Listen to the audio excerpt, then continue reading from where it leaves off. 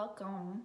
Thought I'd start about 60 seconds early just to kind of get the cue going that we're starting up here shortly, and just to say hi. It's been a long morning already. I usually get up at 5, and so I have like an hour of me time before the baby wakes up to really get my head in the game and write and to do my morning routine, which I'm going to talk about today. So I've been really looking forward to doing this for a long time. I had such a great time doing the workshop last fall in person. It's been so much more rewarding than anything that I've done with, like being in the spotlight on stage. It's just more meaningful to do these kind of things with you and just to connect with fellow artists and creative types. I need that personally in my life. I need my fellow crazy weirdo artists around me, just because it's so inspiring to hear what y'all are working on and what y'all are going through. So, hope y'all are having a good kickoff to your week so far. And this one is going to be about getting started. And I polled a bunch of y'all on Instagram, and I asked, do you have more trouble getting started, or do you have more trouble finishing a song? And about 75% of y'all said you have more trouble starting than finishing, which I was actually surprised by. I'm usually the kind of person who has more trouble finishing. Getting started, no problem. So I was really surprised to hear that. And a lot of y'all said you mostly write when you feel inspired, which that's just not the way to go about this at all.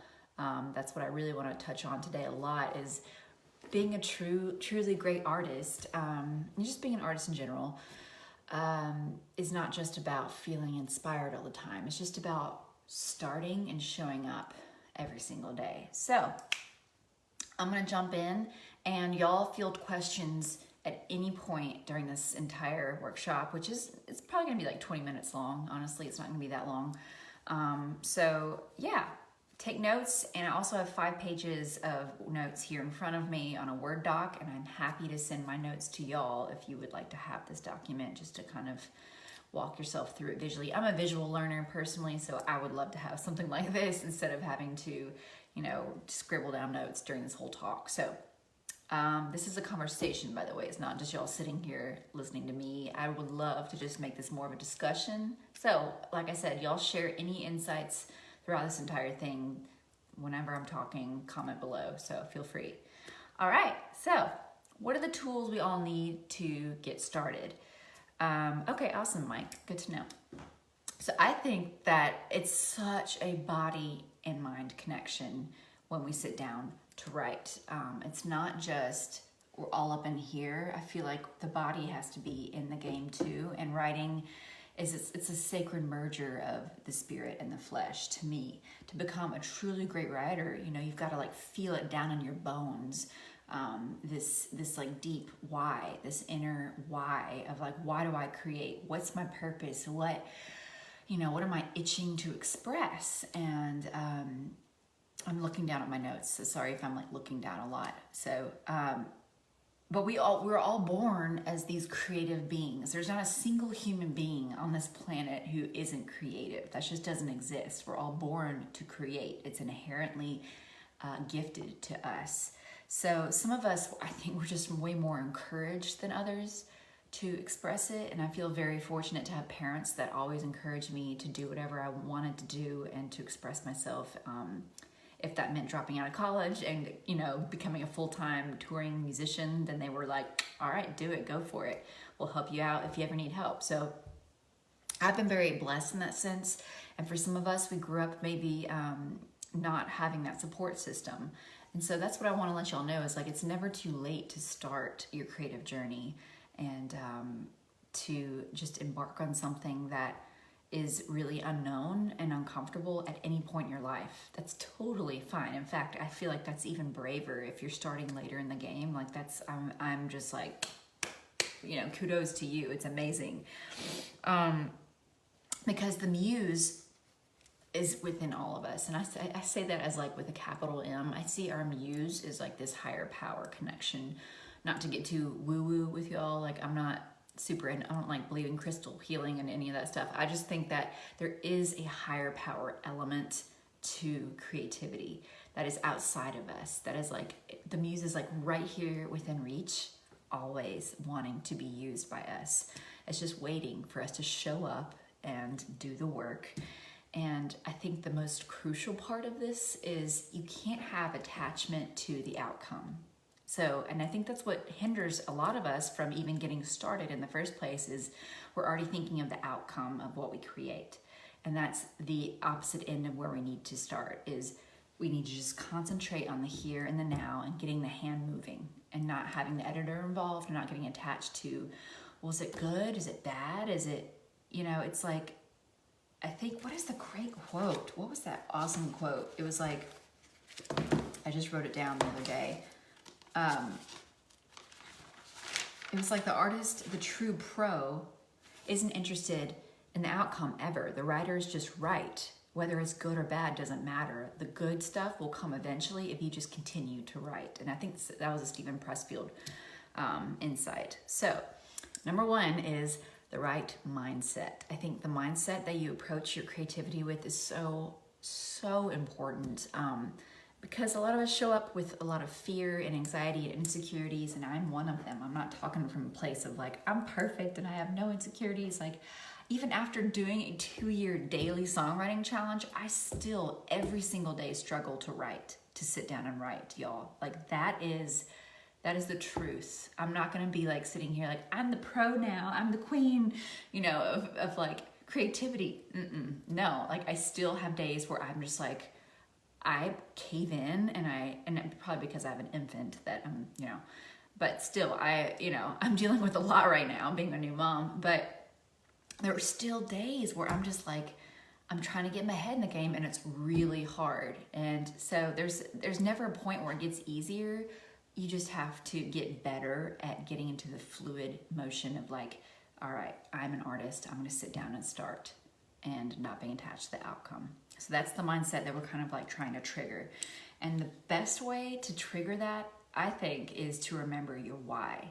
You have to get really deeply rooted, deeply connected to why do we create in the first place? Like, and a lot of the time this goes back to something that triggered you in childhood, like something that you remember that empowered you from the get-go as a child. Like for me, my why, I can actually send y'all this whole document of my story of my why if you want to read that to give you better insight to find your own why. But in a nutshell, mine is, I was a shy, hypersensitive, go figure, child who was, a loner, and I didn't speak up. I didn't feel comfortable using my voice or speaking up in my home. And it's not because my family shut it down. I just had more extroverted, louder kind of siblings, and they were just, I was just the shyer child. And so I just felt more comfortable alone in my room writing and going off in my own wonderland and kind of expressing myself through my art. And I didn't feel heard anywhere else in my life except through my art. And that's the kind of message I want to help others who may have come from that same background of not feeling heard as a child. Is I want to be that person who shows up for them and tells them, yes, your voice matters. You need to express yourself because it's worth everyone's time. The world needs it. So just to give you an example of my why. And I would definitely say take 20 minutes one morning, first thing when you wake up, and I'll explain why I believe first thing in the morning is so important. But just give yourself the gift of writing your why down. And it might not be crystal clear from the get-go. It might take a couple of mornings of sifting through, when did you first start creating? When did you really express yourself freely and feel empowered in your creativity? Go through your childhood and remember these instances of before the world was telling you who you are. Remember who you were before all of that, and when did you feel your freest? And that might help you kind of pull away and recalibrate your whole perception of yourself, and really lock into, yeah, actually I am a really creative person, and this is why I should keep going after it every single day. I don't know if that's helping anybody. Is the reception good? Because I'm kind of in the boonies here, so just let me know. Give me a thumbs up. And comment below, you know, with anything that you're struggling with right now. And I'm happy to kind of turn this into a discussion of what y'all are working on and see if we can all help each other as well. So keep commenting, please. So the why gives a clearly defined mission to every opportunity you have to sit down and start writing. It recalibrates that bigger picture and gives you a driving force behind your voice, and it reminds you of who you are. And there's a great, it's so funny, I'm currently on page 35 of the artist assignment book, which as y'all can see, I'm loving it. There's so many like juicy, like aha moments in this whole book. And it's I'm only on page 34. So 35 is where I'm starting today. And it's so perfect for this class. And it's just like 3 sentences. So the novels of Philip Roth are completely different from those of Jonathan Franzen. I don't know who these people are, but it doesn't matter. Neither author, gifted as he may be, can do what the other does. In fact, neither can write anything at all except what his own gift authorizes, that which is unique to him alone. So we all have something to offer. We all have a completely unique, completely fresh perspective that everyone needs to hear in order to kind of connect our vulnerabilities and share them. And that's the golden ticket, is these shared vulnerabilities. Because you know, I think a lot of us sit down and we think, my voice doesn't matter. I don't have anything unique or, you know, special to say. That's not true at all. We are all completely coming from unique backgrounds. So your why document would be interesting to see. Okay, good. Duly noted. I will, if you can email, I guess, how should I do that? I can actually just put it in a post on the 365 Tribe wall. I'll just copy and paste it on as a post. So thank you, David. Can you post the author of that book after? Yeah, this is the Stephen Pressfield. And I can put a link to the book on Amazon. So you can just click on it and directly buy it yourself for sure. And I'm gonna make a note of that real quick. David, where are you tuning in from? I know I've seen your name on here before, so I'm so excited to see new faces on the group. Post Amazon link to book. So first, yeah, I'm just kind of trying to go through all the mindset things that I have personally like tapped into and that have helped me. Just when I feel really low and like yes, Victoria, like I am an imposter. Yes, everybody goes through imposter syndrome, and the most important part of that is that we're not alone, and that when we share actually that we've all been in that zone of imposter syndrome, like I think it makes it more okay to sit down and dare to suck, so to speak. And another way to kind of phrase this, what is my why, is like, what is my purpose? Like, what do I want my legacy to be as an artist? That's another kind of way to find your why. Mine is definitely like, I want to leave a legacy of creative courage and just being vulnerable with y'all. And even if today I fumble through parts of it, I don't care. Like, it's not about being perfect for you guys. It's just about showing what I've learned, and maybe it'll help some of you guys. I hope it does, you know? And if you don't pull anything from today, then that's okay too. Like, I'm just here to just offer up what I possibly can.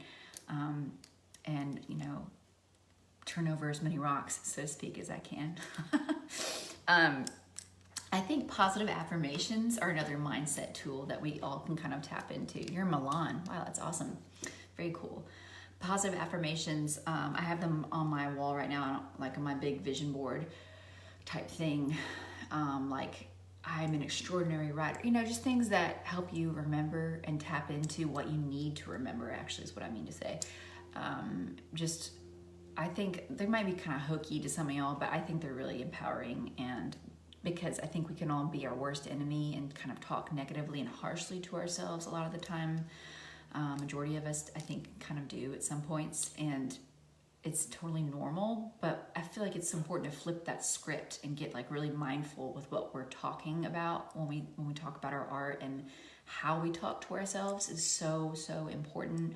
I am an absolute, like, I'm the worst at how I talk to myself a lot of the times. As an artist, I'm like, you know, I'm my worst critic. And when I just look at these, you know, you've got this is like the best thing you can put on your walls. Like, just remind yourself, you've got this, you can do this. Like, you're born to create, you know. That's another great positive affirmation that you can put on a Post-it. Put it on your bathroom mirror, just wherever you are a lot during the day, or on your phone even. That really, I think it helps. Let's see, so visualization writing, so affirmations and visualizations. Yeah, Mike, I hear you, brother. See yourself, visualize yourself. This is kind of a weird tool, but I think it has really helped me, especially when I was learning how to use Ableton, this electronic kind of program. It was very overwhelming, but I started to visualize myself sitting down and loving learning about it. I know that sounds weird, but I would literally like visualize myself sitting down and opening up Ableton and getting this really, I'll show you the instrument. It's really, I use Ableton too. That's awesome.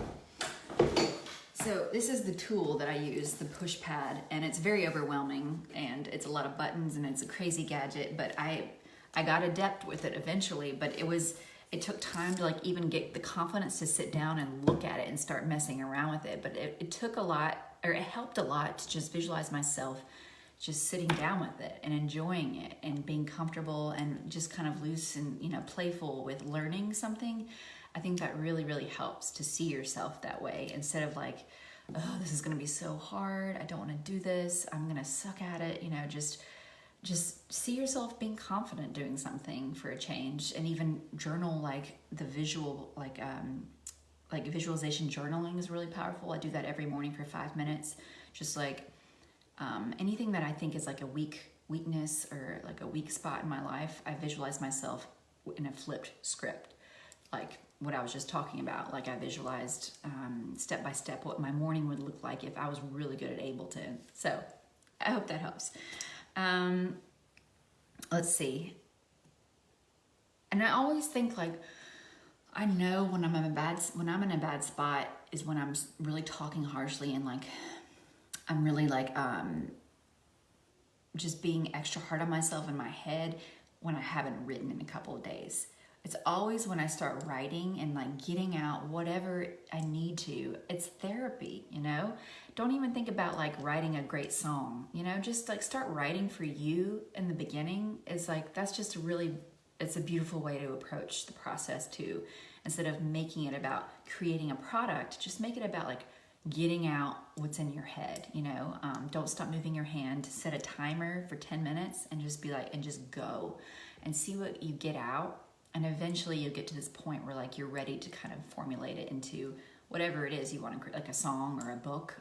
But I think before we start giving it this like framework, just let it be free and just get out what you're feeling first, if that makes sense. They call it a brain dump for lack of it's not a very eloquent way of putting it, but that is the way to think about it. Is like just dumping out anything that's bothering you is super powerful. Super powerful.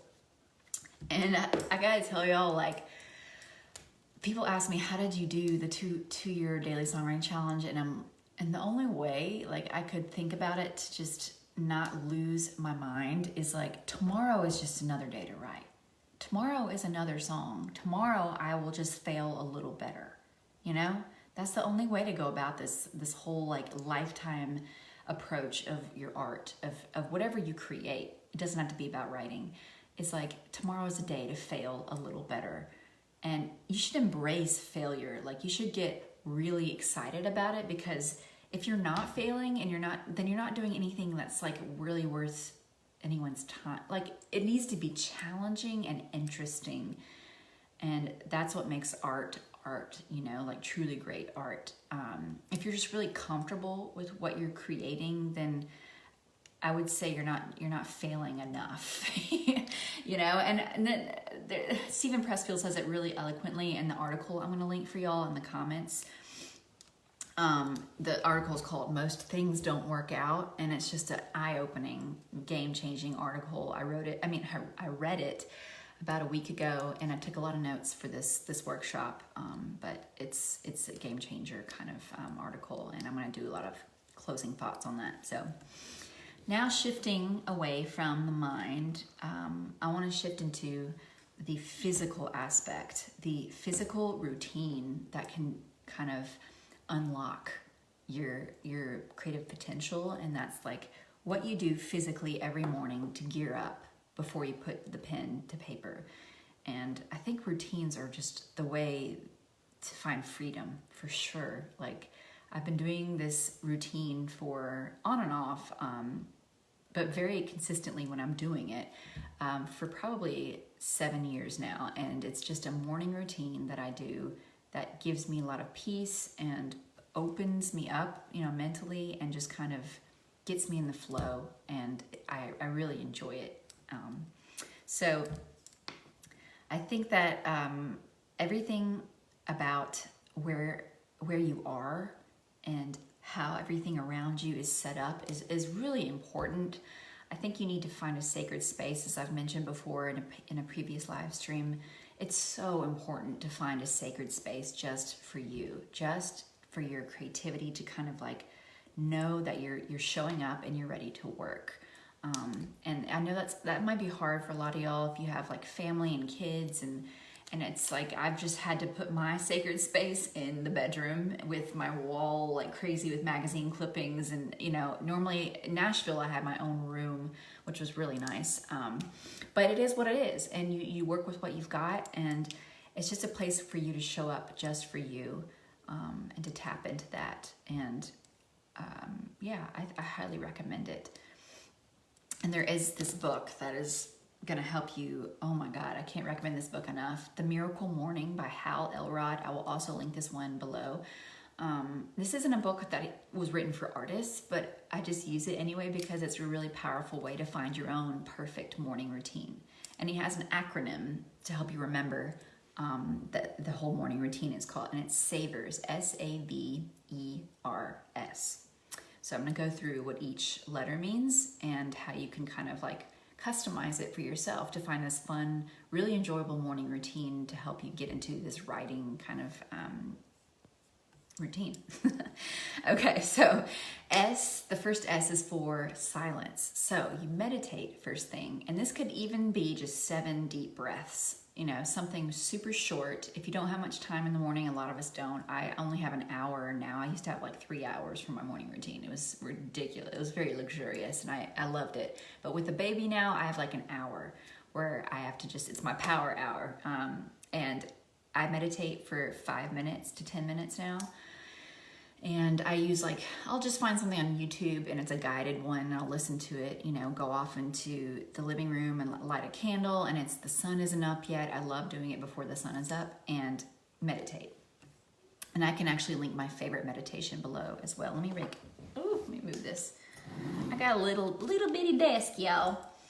Is everybody doing okay? I feel like I'm talking a mile a minute, but I'm like so pumped to talk about all this stuff. I'm a nerd when it comes to all of this stuff. Send link to morning meditation. Yeah, this one meditation is amazing. So I've been listening to it for probably 7 years. All right, so then affirmations, SAVERS, S-A. So A is affirmations, and I usually pick like 5 affirmations, and I'll say them aloud, which is really powerful, like 10 times through each. So I'll say the 5 affirmations like 10 times through. And then visualization is the V in SAVERS. So like I said earlier, you don't have to write it out, but I like to write it out. I'm such a tangible, visual person. So I need to see and feel like me writing the words out to make it really lock in. So 5 to 10 minute writing exercise of visualization, like visualizing my perfect day, visualizing my dream career. Like, what does my ultimate career look like? What does my ultimate home look like? If you have these goals that you want to reach, just visualize it as if it's already here, as if it's already present. And it's so powerful to just that's what elite athletes do before the Olympics or something. They visualize themselves going through every detail of that day before the big race and the actual race itself to really lock into how they're going to win and how they're going to get that gold medal. So I highly recommend it. And then E and SAVERS is exercise. So it can be anything, just a 20-minute walk is fine. This is not anything hardcore. Lately I've been going outside because the sun isn't quite up yet and it's just still cool. Although by like 8 a.m. it's like 90 degrees here, so it's not very fun. Or I'll do yoga. Yoga is like my go-to for most days. And then R is read, and y'all know what I'm reading right now. So pick a book, and you don't even have to, set a mini goal. It doesn't have to be like anything huge. Just say every morning I'm going to read 2 pages. It could be something really small like that. But I happen to have calculated how many pages I need to read every day of this to finish by the end of the month for the artist assignment book club that we're all doing. If you haven't joined yet, it's not too late. This book is such an easy read, and it's phenomenal. I mean, there's some pages that are just like, it's just like very broken up, like quick read. Like a lot of the pages are only like 2 lines. So it's a very fast read. That's what I'm trying to say. So read, and then the last S is scribe or write. So write, and you can, make it a 10-minute a day write. That can be your goal for sure. Like as long as you just do it every day, it doesn't matter if it's small or, I just don't want y'all to get overwhelmed is what I'm trying to say. Like don't make the goal too huge. Just something that's very approachable and something that you're not going to give up on easily. Even if it's a sentence, like if y'all just have time for like 1 minute of meditation, saying 1 affirmation, visualizing for 1 minute, walking for 5 minutes, doing 1 push-up, like reading 1 page and writing for 1. Y'all, it can be small. It can be very tiny, tiny baby habits that you can build on as you get better and better at staying consistent with it. So savers, that is the routine that I have tried and loved, and it's changed so much through the years, but I stick to this general kind of guideline that Hal Elrod developed that got him out of a lot of dark times in his life. And it gets me out of a dark time. When I feel really stagnant and like just blah about life, when I start waking up and hitting this routine, like doing it every single morning, I feel so much better about everything. Everything just falls into place. If I have this power hour, I guess that's a Tony Robbins thing, hour of power. I don't know. I think that's what he calls it. I'm telling you, it's Jack swears by it. My husband swears by it. We both love this book and love tapping into this like just amazing me time every morning, because the whole rest of the day is going to be awesome if you do this. So closing thoughts.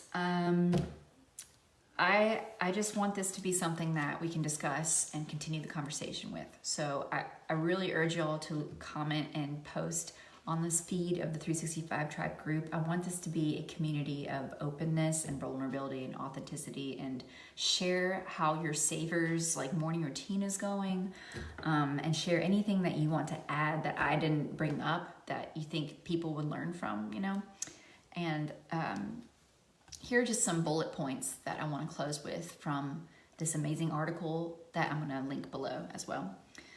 The pro relaxes. They know that to create something meaningful, a painting, a story, a perfect wooden box, a partnership, anything, is to fail again and again and again. The pro gets so used to failing that without it, they feel like they are cheating. Pros know they cannot bury their blunders in their subconscious. They have to keep them retrievable, relivable in their own mind, or they'll have nothing to say in their art. If you won't accept failure as the currency of creation, then you won't be able to reach people. It's why we create in the end, to find universality in the nanospecificity, to let others know they aren't alone in their torments or joys, to add something to the collective unconscious. The pro's end game isn't commercial success, it is pushing the boundaries of the human experience. And I love that last line. I'm going to say it again. Pro's end game isn't commercial success. It is pushing the boundaries of human experience. Amen. Preach, brother. I love that so much. It is just about getting people to wake up through your art, and getting people to understand that we can be real with each other, because that's what's more powerful than anything in life, is vulnerability. So I hope this helps some of y'all. Again, I'm going to link all these resources and tools below that I mentioned, the articles and the books. And y'all, I'm here for you.